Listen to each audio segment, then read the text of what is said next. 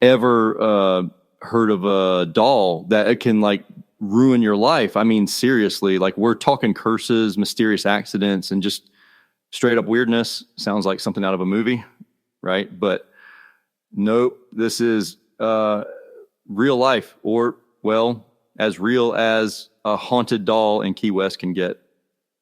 Hey there, folks. I'm Bo Carter, and welcome back to Old Florida Now, where we dive into the strange, mysterious, and sometimes downright spooky stories that make Florida, Florida. If you've been following along, this is the third episode in our haunted history series leading up to Halloween. And today, we're talking about one of the most infamous and creepiest legends in Florida's history, Robert the Doll. Yeah, I know what some of y'all are thinking. It's just a doll. How bad can it be? But let me tell you, folks who've crossed paths with Robert would probably disagree with that real quick. He's been blamed for car accidents, job losses, divorces, and even, get this, so people getting sick after just looking at him wrong. It's wild, really. Now, I'm not saying you have to believe in this kind of stuff, but when something's got a track record like Robert's, you can't help but wonder, right? So let's dig into who or what Robert the Doll is and why folks in Key West treat him with, well, a whole lot of caution. Grab your headphones, turn the lights down if you're brave enough, and let's take a trip into the haunted past of old Florida, where things ain't always as sunny as they seem. Welcome to Old Florida Now, where we uncover the rich history and hidden stories of the Sunshine State. Each episode will explore the people, places, and events that shaped Florida's past. Let's dive in.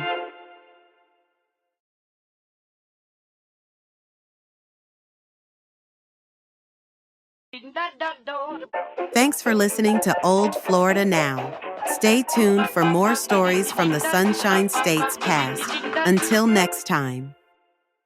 So imagine this. You're like standing on an island that's just barely clinging to the mainland. You know, it's a place that's been shaped by so many different cultures, Bahamian, Cuban, American, kind of all mixing together. Yeah, we're talking about Key West. It's this tropical melting pot, right? But more than that, there's this mystical vibe in the air. I mean, when you think about it, Key West in the late 19th and early 20th century was, well, kind of like this bustling hub. You had Cuban cigar makers, Bahamian settlers. Some of them were called conchs, and all these like Victorian houses and narrow streets crammed together. The island felt a little isolated back then, you know, before like Henry Flagler's railroad finally connected it to the rest of Florida in 1912. And that isolation, it kind of gave the island this eerie feel, you know. Picture those old Victorian houses, gingerbread style, wraparound porches, creaking in the tropical breeze. It's hot, sticky, and you can almost feel the history oozing out of the place. Like, no wonder Key West is full of like ghost stories and haunted legends. And when you throw in that Bahamian and Cuban influence, it adds this whole layer of mystery. All right, y'all, enough scene setting. So let me introduce you to a family that, well, they weren't exactly ghost hunters or anything. Nope, I'm talking about the Otto family, who were actually pretty well-respected folks back in the day. Thomas Otto was a prominent doctor here in Key West, and his wife, Minnie, was known around town for, like, her charitable work. They were the kind of family you'd see at all the local events, you know, like really well off and part of the social fabric of the island. And then in 1900, they had a son, Robert Eugene Otto, or Gene, as most folks called him. Now, Gene was kind of a creative and solitary kid. He spent a lot of time on his own, but that didn't mean he didn't have company. Yeah, see, when Gene was about 4 years old, he got this doll, Robert, and, well, this wasn't just any old doll. You could say Robert had a bit of a reputation around the house, but we'll get into that later. But the thing is, you know, the Ottos were living in this beautiful Victorian home, one of those big houses on Eaton Street with the wraparound porch and everything. But let's just say that Gene and Robert the doll, well, they weren't your average kid and toy, and that's where things get really interesting. So let's dive into the origins of Robert the doll. Now, there are a couple of theories floating around about how Robert, came to be a part of the Otto family. And trust me, they're both pretty wild. The first theory is a bit more sinister, involving a Bahamian servant who worked for the Otto family. So the story goes that this servant was mistreated, and before she left the household, she, as a bit of revenge, gave young Gene Otto this doll, right? Now, this wasn't just any regular doll. The servant was supposedly skilled in voodoo and black magic. So you can imagine folks around Key West started to whisper that she cursed Robert. And, well, you can kind of see where the story goes from there. People in town believed the doll was alive, right? Moving on its own, creating mischief. Now, the other more factual side of things is that Robert was actually made by the Steiff Company, the same company that made the very first teddy bear, if you can believe that. It's said that Gene's grandfather bought the doll during a trip to Germany in 1904 and brought it back as a birthday gift. Robert was most likely meant to be a window display doll, not even a toy originally. Either way, whether it was a cursed gift or just an innocent toy, Robert the doll is like 40 inches tall, stuffed with wood wool, pretty solid for a doll. And he's dressed in this little sailor suit that actually belonged to Gene himself when he was a kid, but it's his face, It's got this lifelike expression, and a little unsettling, if you ask me. So, two theories.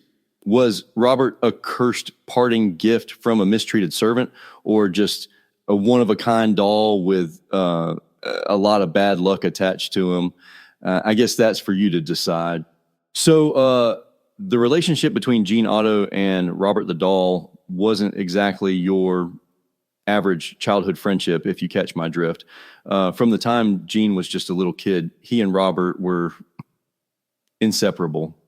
Like, wherever Gene went, Robert went too. It was like they were glued together. And it wasn't just, playing with the doll like most kids do. Gene would talk to Robert like he was, his parents, they thought it was just him using his imagination. But then they started hearing another voice respond to Gene, a deeper voice, not his. That's when things got kind of strange. Then there were all the little incidents, things around the house, like furniture being moved, objects going missing. And every time when his parents asked, Gene would just say, Robert did it. And at first it sounds like typical kid stuff, right? But then it kept happening. Neighbors even got in on it. There were stories of people walking by the house and seeing Robert moving from one window to another. No one was home, mind you, just Robert watching. And if that wasn't creepy enough, there were reports of this sinister giggle. Kind of gives you chills, doesn't it? So things really started to, get intense with Robert the doll as Gene got older. His parents would wake up in the middle of the night to hear, well, not just Gene crying, but all kinds of loud crashes and bangs coming from his room. One night in particular, his parents rushed in only to find the room was like totally trashed. Furniture overturned, toys scattered, and there's Gene curled up in a corner, absolutely terrified. And of course, when they asked what happened, Gene just pointed at the doll sitting at the foot of his bed and said, Robert did it. Now, you can imagine the Ottos were concerned. They tried to distance Gene from the doll, even moved Robert up to the attic, but that didn't exactly go over well. Every time they thought they'd lock Robert away, they'd find him back in Gene's room, sitting by the window, almost like he refused to be forgotten. And well, the disturbances didn't stop. There were reports of footsteps, laughter, and objects moving on their own. So, at that point, it was pretty clear to the family and to anyone who'd heard the stories, Robert wasn't just any ordinary doll. So After spending years studying art in New York and Paris, Gene Otto returned to Key West, this time with his wife, Ann Parker, a concert pianist. Now, you'd think the focus would be on his artistic career, but nope. Gene's obsession with his childhood companion, Robert the Doll, kind of resurfaced. When they moved back into his family's home, what's now called the artist house, Gene actually set up a special room for Robert up in the turret of all places. Yeah, the doll got his own room, complete with furniture, toys, and a nice view of the street.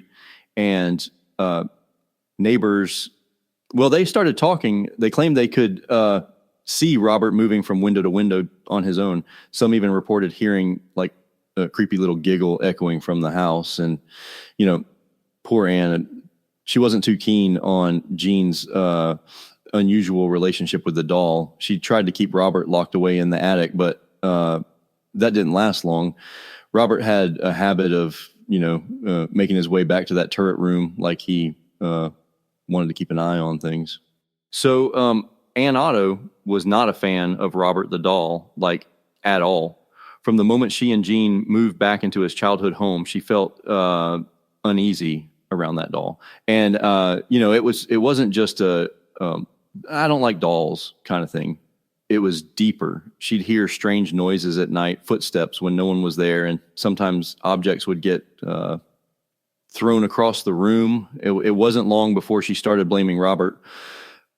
Now, Gene, he didn't exactly help. His behavior started to get, erratic. He'd blame Robert for things going wrong around the house, kind of like he did when he was a kid. But this time it was worse. He'd hole up in that turret room, spending all his time with Robert, talking to him for hours. People around town, they started to notice, they whispered about the doll, how Robert was responsible for Gene's decline, and tried more than once to lock Robert up in the attic, thinking maybe it would calm things down, but no luck. Robert always found his way back. And the more Gene isolated himself, the more the rumors grew. It's safe to say things in the Otto household were a bit tense.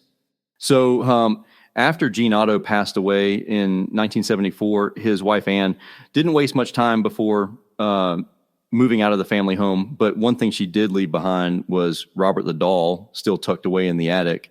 Now, you'd think that, maybe that would be the end of Robert's mischief, but it wasn't.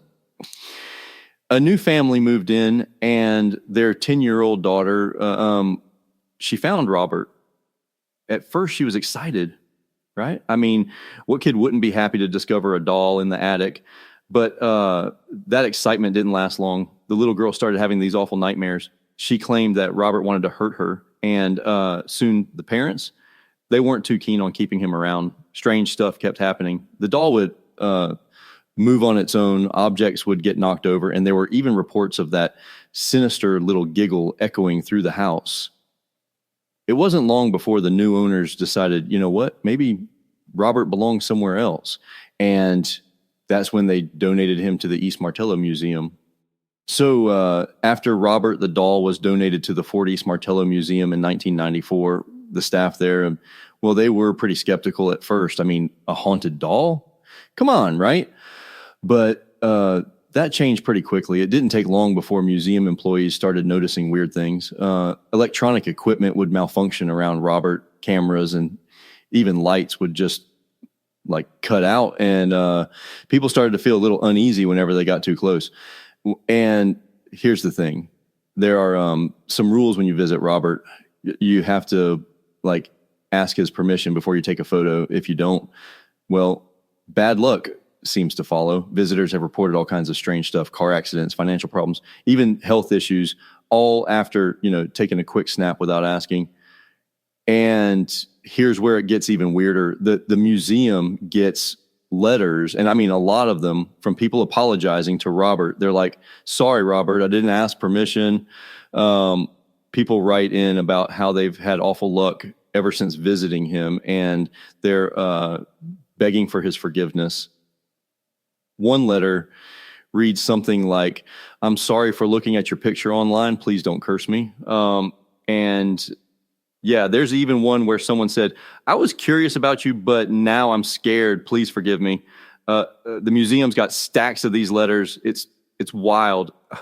So let's get into the more skeptical side of things. I mean, sure, Robert the Doll's story is spooky, but could there be a more, psychological explanation behind why people believe he's haunted?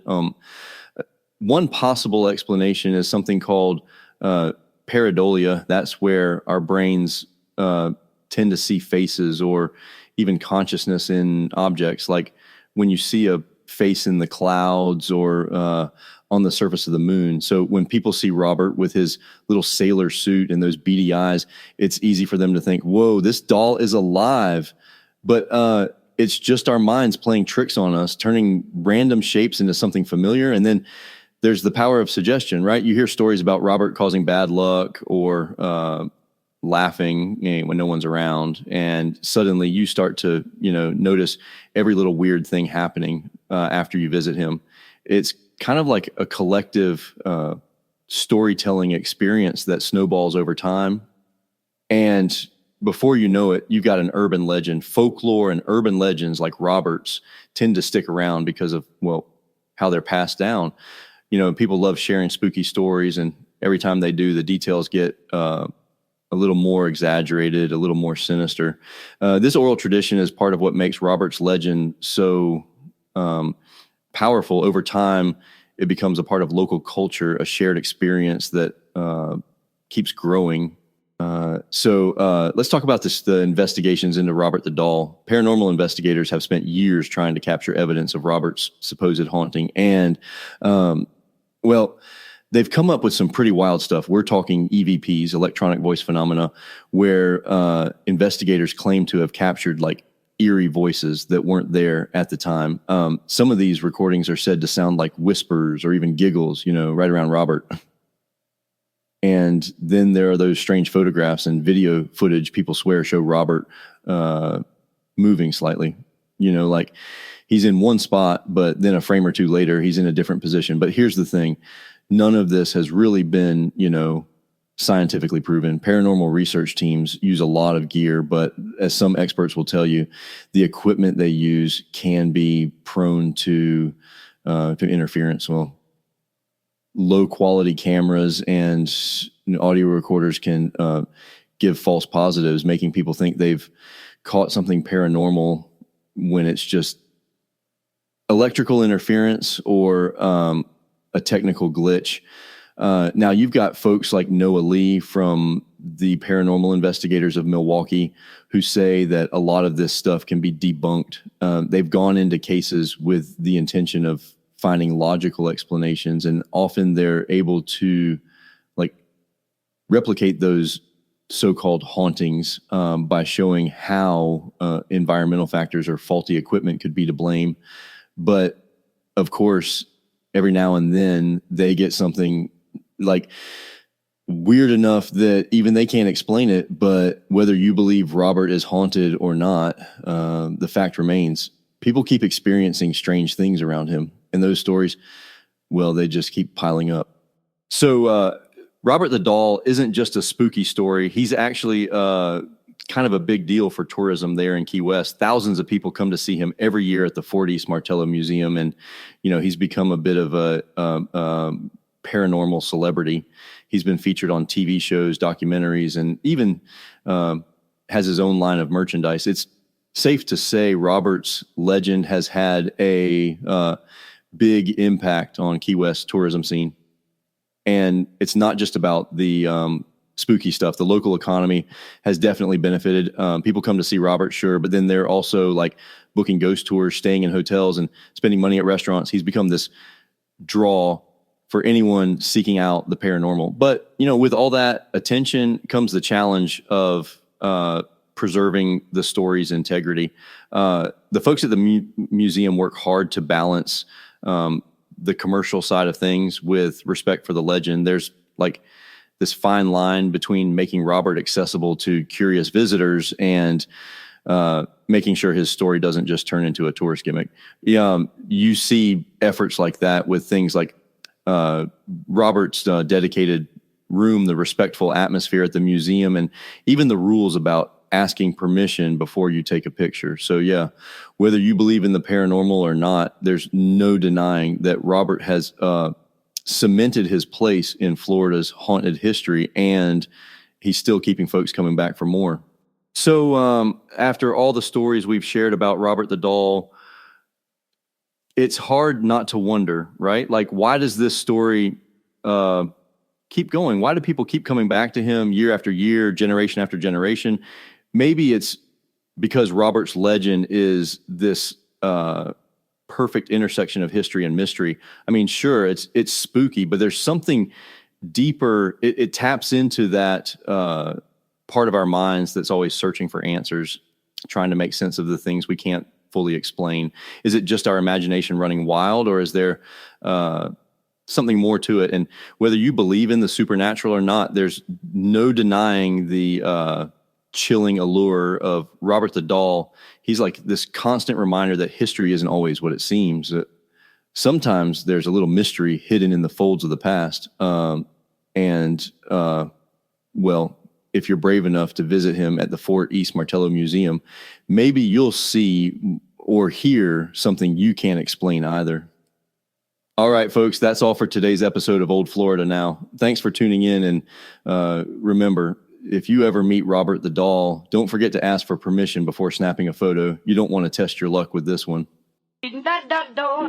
Thanks for listening to Old Florida Now. Stay tuned for more stories from the Sunshine State's past. Until next time.